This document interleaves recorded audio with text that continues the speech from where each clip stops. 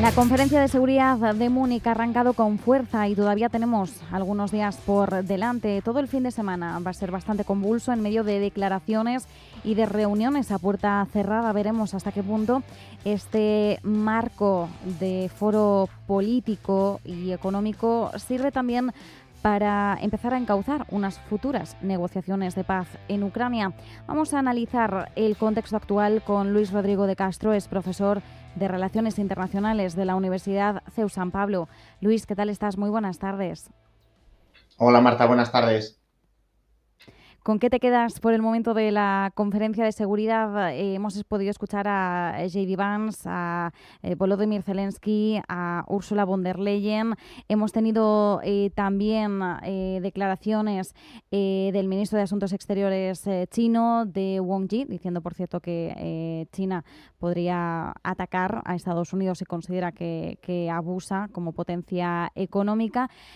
Hay mucha tela que cortar, mucho que desgranar aquí, pero ¿hay alguna cosa que te haya llamado significativamente dentro de esta primera jornada?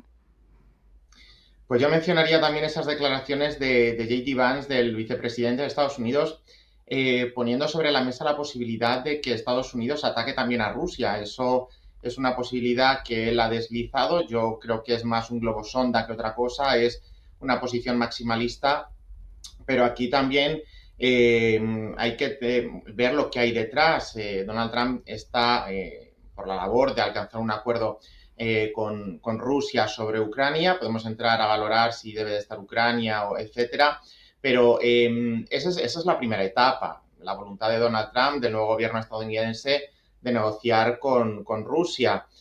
A partir de aquí, Donald Trump también lo comentó en la campaña. Dijo que en caso de que Putin no se aviniera a una negociación, pues que reforzaría todavía más la contribución de Estados Unidos a apoyar a Ucrania, ¿no? Y al gobierno de Zelensky y a la causa que lleva persiguiendo durante estos prácticamente 3 años de guerra. Por tanto, más allá de todo eso, obviamente la conexión con Taiwán siempre está ahí porque el peligro de que el presidente ucraniano siente un nuevo tiempo.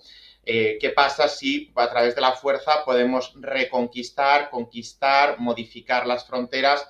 Hasta ahora las modificaciones fronterizas había sido bien porque habían colapsado los estados, léase Yugoslavia, la antigua Checoslovaquia, la Unión Soviética, pero nunca desde el final de la Segunda Guerra Mundial se ha producido ese traspaso de territorios de una soberanía a otra, salvo por los motivos que comentaba, porque haya habido un movimiento de independencia, ¿no? Como en el caso de Sudán del Sur. Y esto, claro, siendo un precedente que a nadie se nos escapa, es Taiwán, porque por esa misma regla de tres y aplicando la misma lógica, China podría decir, dado que Taiwán es China, yo como lo considero mi territorio, voy a hacer una operación militar, una ocupación, lo puede disfrazar de muchas maneras, pero al final sería eso, conquistar y adquirir territorios por la vía de la fuerza, y eso es algo a lo que la sociedad internacional había renunciado hace 80 años con el fin de la Segunda Guerra Mundial y la aparición posteriormente de la Organización de las Naciones Unidas y ese imperio del derecho internacional, que es lo que nos ha regido hasta ahora. Destacabas esas declaraciones de J.D. Vance, efectivamente, diciendo que, bueno, que podría Estados Unidos sancionar a Rusia o utilizar sus herramientas políticas y militares de influencia, que me ha gustado esta expresión, en el caso de que Rusia pues no quisiera encauzarse hacia unas negociaciones de paz. Entendemos, por tanto, que Estados Unidos está intentando presionar a ambos bandos, porque efectivamente el objetivo es conseguir unas negociaciones, un acuerdo de paz para finalizar cuanto antes la guerra en Ucrania, que es uno de los objetivos y además promesas de campaña electoral de Donald Trump. Dentro de esa conferencia de seguridad de Múnich, Zelensky ha recordado que ningún plan de paz sobre Ucrania puede salir adelante sin Ucrania. Es algo que también ha repetido a lo largo de esta semana, pero lo que está haciendo especial hincapié. Pero es que además, Luis, más allá de que esto nos puede parecer lo más lógico del mundo, ¿no? Que Ucrania efectivamente como país involucrado pues tenga también un papel importante en las negociaciones. También ha señalado que esas negociaciones también tienen que contar con la presencia de Europa, que es algo que por el momento no está siendo así y no sabemos hasta qué punto podemos esperar que esto sea así. ¿Crees que realmente Estados Unidos invitaría, porque entendemos que eso sería así, a los países europeos a intervenir en estas negociaciones? Yo creo que la visión que tiene Donald Trump sobre Europa es la que clásicamente ha sido, ¿no? El patio trasero de Europa, una entidad a la que infravalorar, puesto que es dentro de la OTAN, pues es el principal socio y también un poco el carácter que tiene el presidente de Estados Unidos, ¿no? Esa mentalidad de ser el magnate, de ser el yuppie, el jefe y de que el resto tengan que seguir sus instrucciones. Yo creo que, hombre, lo justo, tanto justo en el sentido estricto del término como lo moralmente justo es que por lo menos Ucrania sea quien se siente sola o acompañada, pues en este caso con la mediación de Donald Trump, por lo menos esté Ucrania, puesto que es su territorio, es su futuro y es su pan, como se suele decir cotidianamente, el que se está jugando y el que se está poniendo sobre la mesa de cara a los próximos años, pero entendido a un plazo de tiempo bastante extenso, ¿no? Ceder territorios, no cederlos, la reconstrucción, bueno, son cuestiones muy importantes que hay que abordar y que obviamente, pues, si estamos hablando de territorio ucraniano, de vidas ucranianas, de desplazados ucranianos, de destrucción de las infraestructuras en Ucrania, pues cuanto menos que Ucrania esté presente en las negociaciones y también Europa, porque lo que se está jugando es también la seguridad de Europa. En este sentido, Donald Trump es consciente, yo creo que realmente lo es, de que tiene un margen de maniobra en la OTAN, pero en la Unión Europea no. Y aquí el compromiso, el entendimiento entre los líderes ucranianos actuales y los líderes europeos sigue siendo firme y esa vinculación entre Ucrania y la Unión Europea pasa porque el futuro de Ucrania esté dentro de la Unión Europea, se habla del umbral de 2030, otra cosa es que Ucrania, bueno, esa es la matización, pero por supuesto Ucrania tiene que contar con Europa y Europa con Ucrania. Más allá de eso, yo también creo que si no es estrictamente necesario, sí que sería muy recomendable que la Unión Europea, me da lo mismo que fuera el presidente del Consejo, la alta representante, la presidencia de la Comisión, una autoridad no como Estados miembros, que también sería otra opción, sino como voz única. Igual que negociamos el Brexit con una sola voz a través del negociador jefe Michel Barnier, aquí tendremos que también, o bien con uno de los líderes, como decía, que ya están ocupando un puesto o liderando las instituciones, o bien a través de un enviado único que sea capaz de hablar con una sola voz, porque eso es lo que también nos distorsiona esa amplificación que podemos tener los europeos, el que muchas veces hablamos con 27 voces diferentes y aunque solemos estar de acuerdo, hay veces en las que no y sería recomendable que por lo menos Europa estuviera representada como ente único, como proyecto común, ¿no? Que es lo que nos hemos querido dar los europeos también desde después de la Segunda Guerra Mundial. Y ese escenario es el que yo creo que es el más recomendable, sobre todo para nosotros, para los europeos. Obviamente, pues habrá quien tenga su propia visión sobre Estados Unidos como potencia mundial. Yo creo que el mundo ya no es Estados Unidos y Rusia, hay más actores. Es verdad que la Unión Europea no tiene el potencial o esa escenificación mundial que tiene Estados Unidos, sobre todo en términos militares, pero sí que la Unión Europea es una potencia regional y mucho más en Europa.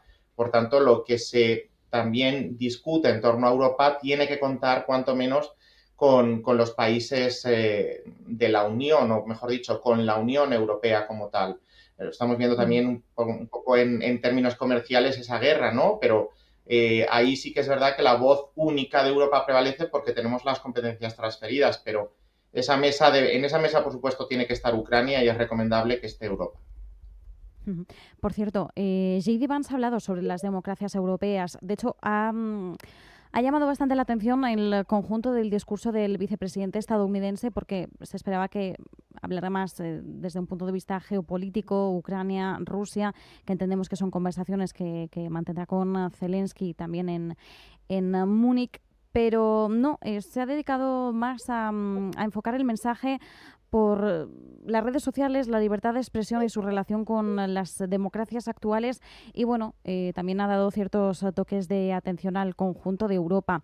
¿Cómo tenemos que interpretar los mensajes de Vance respecto a las democracias europeas? Porque Boris Pistorius, el ministro de Defensa alemán, se ha mostrado claramente molesto porque de algún extracto de Vance se podía interpretar como que hablaba de aquellos ganadores de la Guerra Fría que defendían las democracias como posibles potencias que actualmente estén algo perdidas, ¿no?, en la defensa democrática. Esto, desde luego, ha sentado mal en el seno de Europa, pero yo me pregunto qué tenemos que ver más allá de estas críticas de Vance.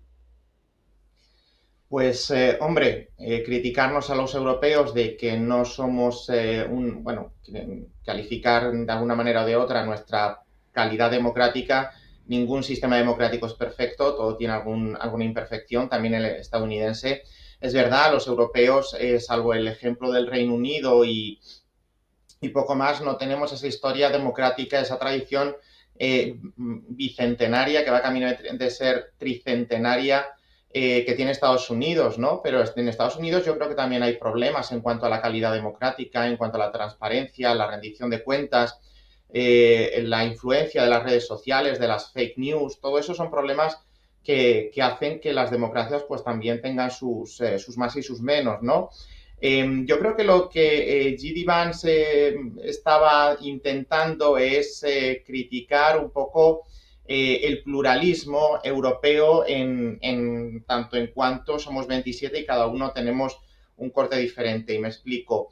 Obviamente en Europa tenemos democracias en las cuales hay líderes que comulgan mucho más con la posición trumpista que otros en los que esa posición pues es casi residual, es marginal y obviamente yo estoy seguro que el vicepresidente estadounidense y también Donald Trump, pues igual que se sienten cómodos con Meloni en Italia, con Milei en Argentina, pues se sentirían mucho más cómodos con otro tipo de líderes, por ejemplo, en Alemania, en Francia, en España y en otros países de la Unión Europea, pues también, por ejemplo, Polonia, ¿no? Donde esas fuerzas han tenido incluso la responsabilidad de gobierno y ahí es donde yo creo que hay que insertarlo. Recordamos también ese apoyo de Elon Musk a Alternativa para Alemania, ¿no? Ese partido que está a la extrema derecha del sistema político, que tiene sus conexiones con ese pasado oscuro del que los europeos supimos salir y bueno, yo creo que van más por ahí los tiros y era un poco un dardo envenenado contra los actuales líderes, pues sobre todo francés, español, alemán. Son los tres grandes que no son de la misma corriente política, podemos decir, que el presidente de Estados Unidos. La otra sería Meloni, que está un poco más alineada con él. Pero claro, de esos tres que decía hasta hoy, porque el 23 de febrero hay elecciones en Alemania y posiblemente haya un vuelco, hay dos socialistas y un centrista, cosa que, no iba a decir repugna, no creo que sea el término más apropiado, pero sí que no es lo que Donald Trump desearía para Europa. Él tiene una visión de lo que debe ser Europa, pero se olvida de que somos los europeos los que tenemos que decidir, mal que le pese a él, cómo nos organizamos y cómo nos gobernamos. Todo esto dentro de ese marco democrático y de dificultades, que obviamente pues esto es cosa de la vida cotidiana. ¿Podríamos tener democracias más perfectas? Pues seguro que sí, pero creo que en Estados Unidos también la democracia podría ser mucho más perfecta. Lo que, por ejemplo, no tenemos en Europa es un modelo tan presidencialista y tan fuerte desde el punto de vista de concentración del poder como lo es la figura presidencial de Estados Unidos y toda la formación en cuanto al poder ejecutivo que ha ido desarrollándose a lo largo de estos más de 200 años de democracia en Estados Unidos. Yo creo que tenemos que estar los europeos muy orgullosos de lo que somos, sobre todo de lo que hemos conseguido, no nosotros, sino las generaciones anteriores, de ser capaces de consolidar un sistema democrático, un sistema de paz y, sobre todo, muy de la mano de un estado del bienestar que reduce las injusticias sociales, favorece también el surgimiento y la amplificación de la clase media, cosa que en Estados Unidos pues no se da, desgraciadamente, y que cuesta la vida a bastantes miles de personas al año. Por cierto, Luis, una última cuestión. J.D. Vance, al referirse a Europa, inevitablemente pues también apelaba indirecta o directamente a la presidenta de la Comisión Europea, a Ursula von der Leyen, que también pues iría un poco en línea con lo que nos contabas, ¿no? España, Francia, Alemania tienen gobiernos de una política, ideología, podemos llamarlo, diferente a la que desearía Donald Trump, y entendemos que Ursula von der Leyen también se enmarca, ¿no?, dentro de esa misma línea, que no es tan afín a la política de la actual administración estadounidense. Von der Leyen, entre otros mensajes, ha insistido en responder a los aranceles de Trump, los aranceles recíprocos que han sido noticia esta semana, mediante los cuales Donald Trump dice que va a considerar el IVA como si fuera un arancel, lo va a tratar como tal, y de hecho, claro, al señalar al IVA nos está señalando a nosotros directamente, a los europeos. ¿Qué margen de maniobra tiene Europa en este asunto y qué nivel de credibilidad tiene von der Leyen al prometer una represalia? Pues aquí yo diría que también Ursula von der Leyen para Donald Trump es una díscola ideológicamente hablando. Ella es verdad que viene de lo que en España sería el Partido Popular, el centro derecha, pero es un centro derecha más de centro que de derecha, ¿no? Ella es del Partido Demócrata Cristiano, viene impulsada por Angela Merkel. Hemos visto también las declaraciones, las críticas que Angela Merkel ha hecho contra el líder de su propio partido por ese posible acuerdo con Alternativa para Alemania, y Ursula von der Leyen está en esa línea, ¿no? Cosa que a Donald Trump pues tampoco le gusta mucho. Aquí, en temas comerciales, claro, la Unión Europea tiene la competencia exclusiva de la política comercial, y aquí tiene mucho más margen o mayor independencia, más que independencia, yo diría autonomía respecto a otras cuestiones en relación a los Estados miembros, ¿no? Al ser una política exclusiva, es la Comisión Europea la que puede actuar de manera libre, para que nos entiendan, ¿no? Y ahí yo también hay que diferenciar. Un arancel no es lo mismo que el IVA. El arancel es un impuesto, en resumidas cuentas, que se paga o que tienen que pagar las exportaciones que quieren entrar dentro de un mercado en concreto. En este caso, pues estaríamos hablando del europeo, que pagan todas las exportaciones, salvo que haya un acuerdo de libre comercio, y el IVA, que es una cosa totalmente diferente, es un impuesto y afecta a todos los bienes que se venden o se compran dentro de este mercado único, ¿no? Esto afecta a los productos estadounidenses, pero también a los canadienses, incluso a los propios españoles o a los propios franceses o a los del resto de países de la Unión Europea. Es decir, no es una medida contra Estados Unidos, es una medida que va dirigida también en parte a financiar ese estado del bienestar que tenemos los europeos, y que, como en Estados Unidos, pues desafortunadamente, como decía antes, no existe, pues quizá a lo mejor por esa parte es más difícil de que el presidente de Estados Unidos lo pueda entender, pero es un impuesto generalizado que aplica a todos los productos, y aquí yo creo que la Unión Europea es consciente de la fortaleza que tenemos los europeos. Somos un mercado, comercialmente hablando, un mercado interior mucho más numeroso que el estadounidense. Somos 450 millones de consumidores dentro de este mercado único, y aquí yo creo que la presidenta de la Comisión Europea pues tiene toda la legitimidad para impulsar las medidas que ella crea oportunas, y yo creo que ella, conjunto con su equipo, ya ha podido desarrollar alguna estrategia. Obviamente no va a desvelar sus cartas, salvo que sea necesario, pero en todo caso creo que abrir una guerra comercial no es lo que conviene ni a Estados Unidos, ni a Europa, ni al resto de socios a nivel mundial, porque esto al final genera una guerra, pues como en términos comerciales sería como una escalada militar. ¿A quién beneficia eso? Obviamente en un primer momento pueden aparecer beneficios a corto plazo, pero a largo plazo es un lastre, ¿no? Y sobre todo, yo creo que, por cerrar un poco este turno de intervención, creo que la presidenta de la Comisión podría imponer, bueno, creo, algún tipo de arancel y responder de manera proporcional, porque también es lo que dicen los tratados, que toda actuación de la Unión Europea debe de ser proporcional, y siempre y cuando pues siga en esa misma estela, los Estados miembros van a tener que aplicar lo que aquí diga la Comisión Europea, que por cierto es también la guardiana del tratado y es la que tiene que vigilar por ese estricto cumplimiento. Pues nos quedamos con ese análisis, con esa reflexión. Veremos en qué queda efectivamente esa propuesta de respuesta por parte de Europa a los aranceles recíprocos de Donald Trump. De todas formas, Trump dijo que iba a ir país por país. Entonces entendemos también que va a intentar dividir a los miembros del bloque, dirigirse a cada uno por separado para poder trazar, por tanto, acuerdos individuales, bilaterales y no hacia el conjunto de la Unión Europea. Divide y vencerás, ¿no? Es lo que decían. Pues parece que esa va a ser la estrategia de Donald Trump. Luis Rodrigo de Castro, profesor de Relaciones Internacionales de la Universidad CEU San Pablo, muchísimas gracias y que tengas un buen fin de semana.